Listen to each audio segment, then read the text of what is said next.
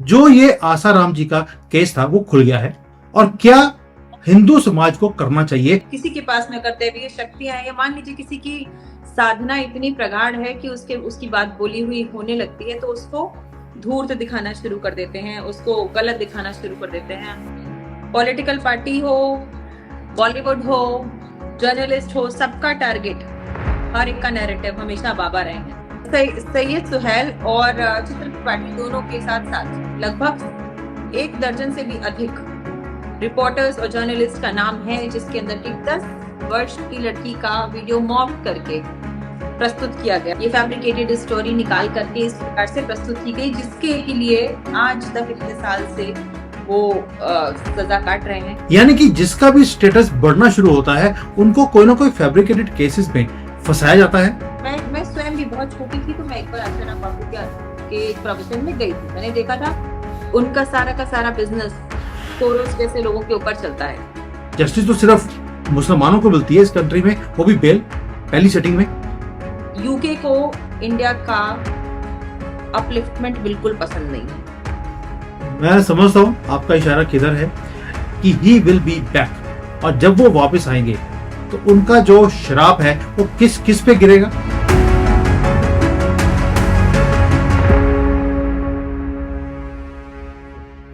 आपको आसाराम के जो बाबू हैं उनका केस तो याद होगा, कैसे उन्हें घसीड़ा गया, कैसे उनको अंदर किया गया और इसके पीछे क्या षड्यंत्र था।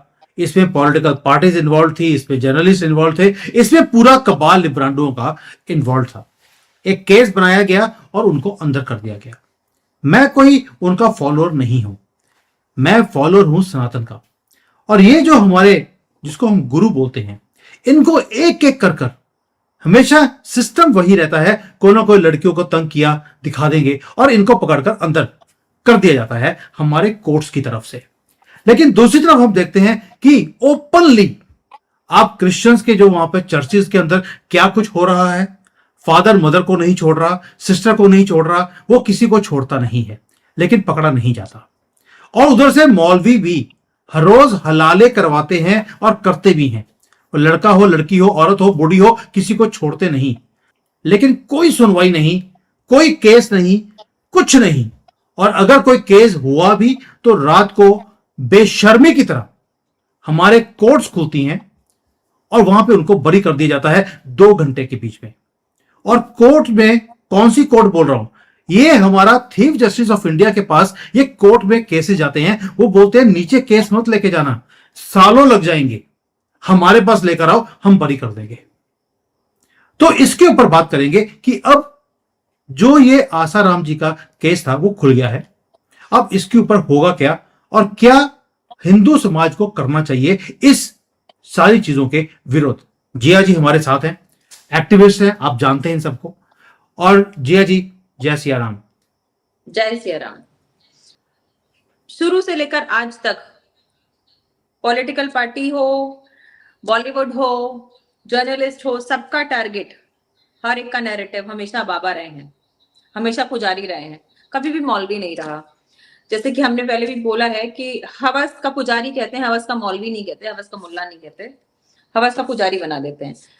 एक एंगल जो हमेशा से शुरू से दिखाने का प्रयास किया जाता है कि अगर कोई बाबा है, अगर कोई उसको कॉन मैन बोलने लगते हैं, किसी के पास में कर्तव्य शक्तियां हैं, या मान लीजिए किसी की साधना इतनी प्रगाढ़ है कि उसकी बात बोली हुई होने लगती है तो उसको धूर्त दिखाना शुरू कर देते हैं, उसको गलत दिखाना शुरू कर देते हैं। ऐसा ऐसा हुआ, वैसा हुआ। जैसे कि इस केस में आ रहा है अभी सैयद सुहेल और चित्र त्रिपाठी दोनों के साथ साथ लगभग 1 दर्जन से भी अधिक रिपोर्टर्स और जर्नलिस्ट का नाम है, जिसके अंदर की 10 वर्ष की लड़की का वीडियो मॉर्फ करके प्रस्तुत किया गया और बताया गया कि ये अलाइजली रेप करने का प्रयास किया गया है और ऐसा हुआ है। आप देखें तो ये जो एक सनसनीखेज जर्नलिज्म फैलाने की जो एक कह दीजिए पद्धति चली आ रही है, उसके अंदर कई बार सनसनीखेज जर्नलिज्म फैलाते हुए जर्नलिस्ट भूल जाते हैं कि ज्यादा से ज्यादा टीआरपी के लिए, ज्यादा से ज्यादा अट्रैक्शन के लिए वो फैब्रिकेटेड बातें भी फैलाना शुरू कर देते हैं। पहला। दूसरा, इससे नुकसान किसका होता है? वो ही लोग जब सत्य बिल्कुल प्रत्यक्ष होता है, सामने होता है, जबकि किसी के मुस्लिम पर्सनल लॉ में लिखा हुआ है कि अगर आपको अपने हस्बैंड से दोबारा शादी करनी है तो आप जाकर के मौलवी के साथ एक रात बिताएं, उसके ऊपर ये कोई स्टोरी नहीं करते। अब इस केस को ही अगर हम ले लेते हैं, ये क्यों हुआ इसको समझना बहुत आवश्यक है। आशाराम जी बहुत ही ज्यादा तेजी से हिंदू धर्मांतरण जो हो रहा था उसके विरोध में काम कर रहे थे। आप देखेंगे तो आशाराम जी के जो भक्त रहे हैं, जो उनके फॉलोअर्स रहे हैं, वो ज्यादा से ज्यादा ट्राइबल एरियाज में और पिछड़े एरियाज में रहे हैं। एक लहर थी उनकी, वो जब भी कहीं जाते थे तो वहां पे भर भर के भीड़ आती थी और उनके लोग पूजा करने लग गए थे। उनकी उनकी तस्वीर रखी जाती थी, आशाराम चालीसा पढ़ा जाता था। और मैं स्वयं भी बहुत छोटी थी तो मैं एक बार आशाराम बापू के एक प्रवचन में गई थी। मैंने देखा था किस प्रकार का हुजूम उमड़ता है। मुझे उसके बाद मार बहुत पड़ी थी क्योंकि मैं स्कूल बंक करके गई थी तो लेकिन फिर भी, क्योंकि मैं I was always wanted to know कि क्या कैसे हो रहा है, क्यों हो रहा है। तो मुझे याद है कि I was in 10th class that time. तो मैं उसमें वहां गई और मैंने देखा कि लोग कितना प्रेम करते थे उनसे। वहां उनके मंच पे हजारों हजारों सैकड़ों लोगों का धर्मांतरण हो चुका होता था, जिनका उनको वापस हिंदू धर्म में, सनातनी धर्म में लाया जाता था। ये एक मुख्य कारण था उनके टारगेट बनने का। और इसी कारण से ये फैब्रिकेटेड स्टोरी निकाल करके इस प्रकार से प्रस्तुत की गई, जिसके के लिए आज तक इतने साल से वो सजा काट रहे हैं। अब हम ये समझते हैं कि इसमें पॉलिटिकल इंक्लाइनमेंट कितना ज्यादा होता है, मिशनरी इंक्लाइनमेंट कितना ज्यादा होता है, जो धर्मांतरण के रैकेट्स चल रहे हैं वो किस प्रकार से काम करते हैं। जब वामपंथी सरकार रही थी उस समय की बात है ये, और उनका सारा का सारा बिजनेस सोरोस जैसे लोगों के ऊपर चलता है। सोरोस जैसे लोग फंडिंग कैसे भेजते हैं इंडिया में, चर्चेस के थ्रू भेजते हैं और अपने कुछ अदर बिजनेसेस के थ्रू भेजते हैं। उनका मुद्दा यही है कि किसी प्रकार से हिंदू को मूर्ख बनाया जाए। अगर कोई भी धार्मिक व्यक्ति या कोई भी ऐसा सामाजिक व्यक्ति उठ करके इस विषय के लिए काम करने लगता है तो सबसे बड़ा टारगेट वो ही बनता है, इन लोगों का।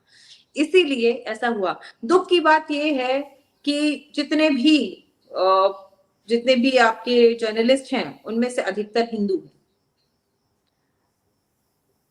और मॉर्फ वीडियो एआई तो अब बहुत ज्यादा आने लगा है। उस समय में, आज से पहले 2013 की बात करें, लगभग 2024 चल रहा है, लगभग 11 वर्ष पूर्व किसी को डेलिबरेटली मॉर्फ वीडियो करके डालना किसी का, ये कितनी बड़ी साजिश हो सकती है, सोचने वाली बात है।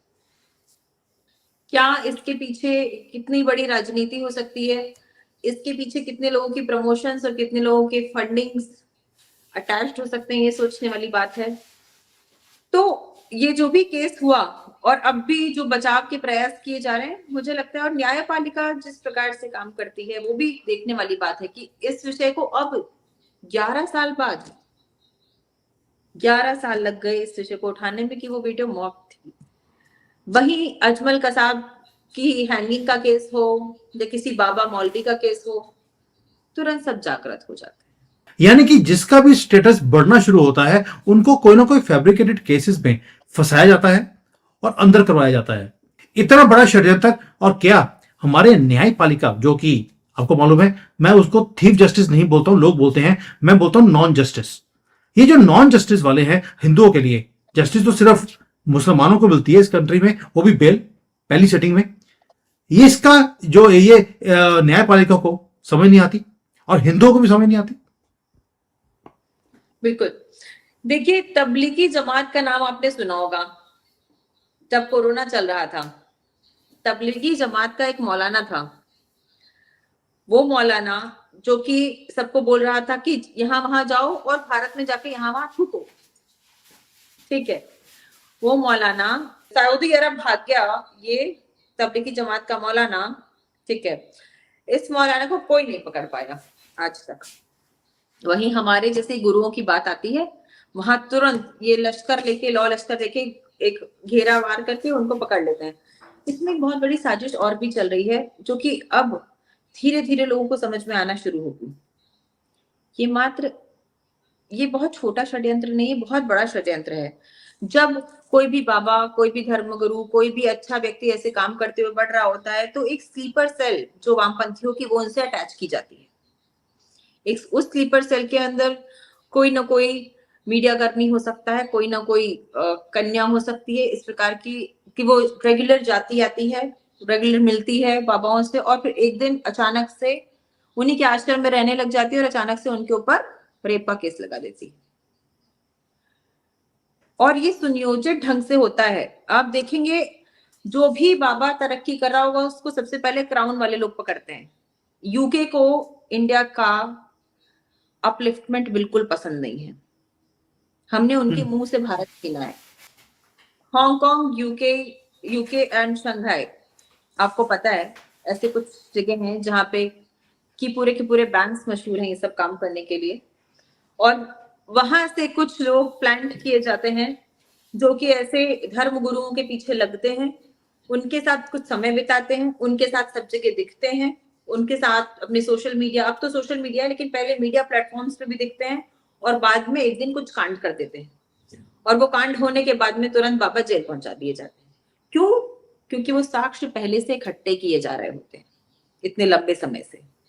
वो डेलिबरेटली अगर बाबा हंस के किसी से प्रेम से बात कर रहे हैं तो उसको दिखाया जा रहा है कि स्पेशल इफेक्ट कि बाबा is getting inclined towards a female.